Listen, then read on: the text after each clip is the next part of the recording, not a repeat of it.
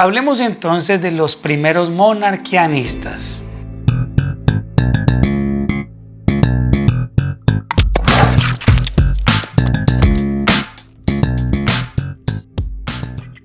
Serrano, Fernández, Bernan, Galvis y Hernández y Forero exponen algunos datos biográficos de los principales exponentes del monarquianismo modalista, a saber: primero, el obispo Noeto de Esmirna. Fue un presbítero cristiano de la Iglesia de Asia Menor aproximadamente en el año 230 después de Cristo. Era nativo de Esmirna, donde se convirtió en un representante destacado de un tipo particular de cristología que ahora se llama monarquianismo. Sus puntos de vista, los cuales le condujeron a su excomunión de la Iglesia de Asia, son conocidos principalmente a través de los escritos de Hipólito, su contemporáneo en Roma, donde él se estableció y tuvo un gran seguimiento. Aceptó el cuarto evangelio, pero consideró sus declaraciones acerca del logos como alegóricas. Su discípulo Cleómenes sostuvo que Dios es a la vez invisible y visible, siendo visible como Hijo.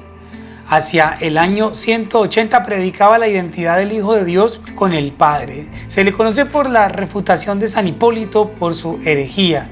Dijo que Cristo era el mismo Padre, que Él mismo era el que había nacido, padecido y sufrido. A pesar del llamado que le hacen los presbíteros de Esmirna, Noeto perseverará en sus convicciones. ¿Qué mal hago yo si honro a Cristo? Al ser expulsado de la iglesia de Esmirna por contumaz, recaló en Roma, donde contó con Epígono como discípulo y propagador de sus doctrinas, y a su vez con Cleómenes, que también se encargó de difundir sus ideas. Reinald Galvis dice que Noeto descartó la enseñanza platónica sobre la preexistencia del Logos y negó enfáticamente la generación de la deidad o la generación de deidad. Segundo, Práxeas. Según tertulianos, llegó a Roma procedente de Asia, probablemente para combatir el montanismo. Luego tuvo contacto con el ya montanista Tertuliano, quien lo enfrentó duramente a través del tratado Adversus Praxeam, diciendo: era hombre de carácter inquieto, hinchado por el orgullo de haber sido confesor solo por algunos momentos, de fastidio que padeció durante algunos días en la cárcel. En aquella ocasión, aun cuando hubiese entregado su cuerpo al fuego, de nada le hubiera servido, porque no tenía caridad. Había resistido los dones de Dios y los había destruido. Tertuliano también se refiere al modalismo de Práxeas, diciendo que la diferenciación entre el Padre y el Hijo que presentaba era artificiosa. El Hijo es la carne, el hombre, Jesús. El Padre es el Espíritu, Dios, Cristo. El pastor Galvis dice que fue martirizado por su fe y que sus obras fueron destruidas por fanáticos. Que su doctrina consistió en que Cristo tiene el mismo grado de divinidad que el Padre y que el Padre es el mismo Espíritu y que se hizo carne para hacerse conocer como Hijo. No hay diversidad ni personas en Dios. Tercero, Sabelio. Nació a mediados del siglo II, en los años 199 al 222. Se encontraba en Roma, donde el obispo Seferino simpatizó con su doctrina. Según Serrano, fue el principal promotor de la nueva orientación de la teología modalista, incluyendo al Espíritu Santo en su visión unicitaria.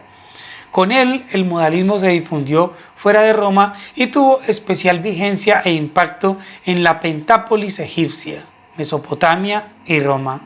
Dejó tras sí un gran número de seguidores antes de su muerte, acaecida en Cirenaica en el año 257. Epifanio menciona: el Padre, el Hijo y el Espíritu Santo son una misma realidad, de tal manera que las tres denominaciones corresponden a una misma hipóstasis. Así como en un hombre existe el cuerpo, el alma y el espíritu, de la misma manera el Padre se asemeja al cuerpo, el Hijo al alma y el Espíritu Santo al espíritu humano. El Sol tiene una sola hipóstasis y sin embargo un triple modo de actuar: iluminar, calentar y conformar circularmente. La función de calentar corresponde al Espíritu, la de iluminar al Hijo y al Padre el de dar forma personal.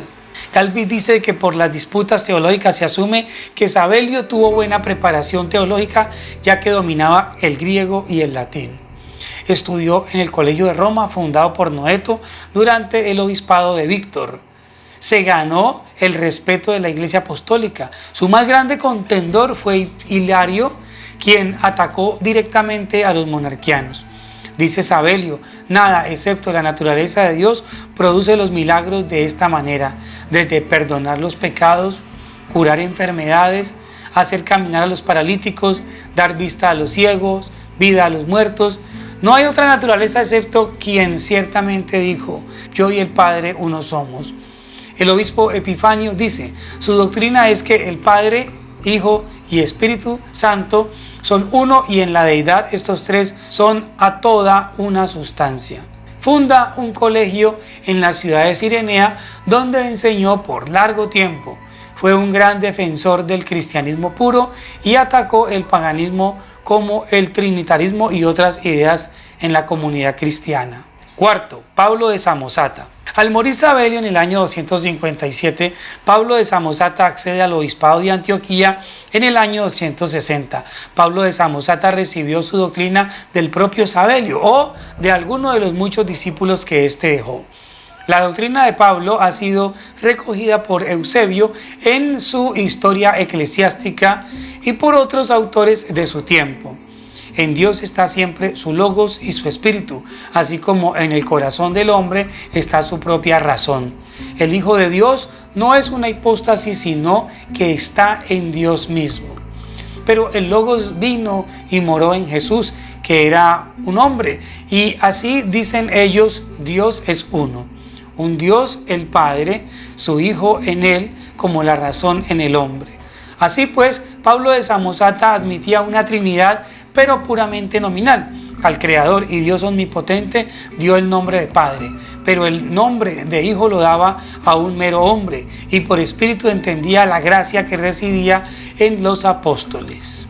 Quinto, Berilo. Además de estos monarquianos, Reinel Galvis también menciona a Berilo, pastor en la ciudad de Bostro, al sur de Damasco, entre los años 230 al 244 después de Cristo. Eusebio dice de él que enseñaba al Señor y Salvador sin distinción de personas antes de la encarnación y que la divinidad del Padre estaba en Cristo. En otras palabras, se oponía a la doctrina del Logos. Debatió doctrinalmente contra Orígenes de Alejandría. Sexto y último, vamos a hablar de Teódoto.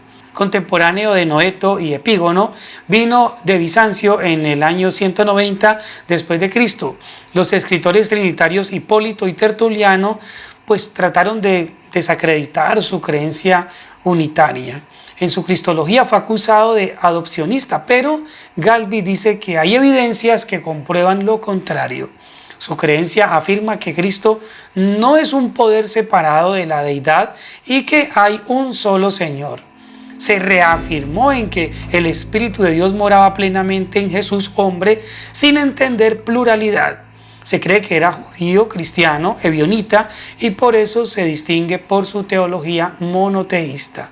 Investigadores afirman que no hay diferencia entre su doctrina y la de Sabelio. Se oponía a la doctrina del Logos independiente. Esta doctrina fue declarada herética por el Papa Víctor I y Teódoto fue excomulgado. Se desconocen sus obras literarias en la cristiandad. Por supuesto que son más los representantes de este primer monarquianismo, fundadores de las ideas de la unicidad, pero para este estudio vamos a conformarnos por ahora con estos 6 predicadores.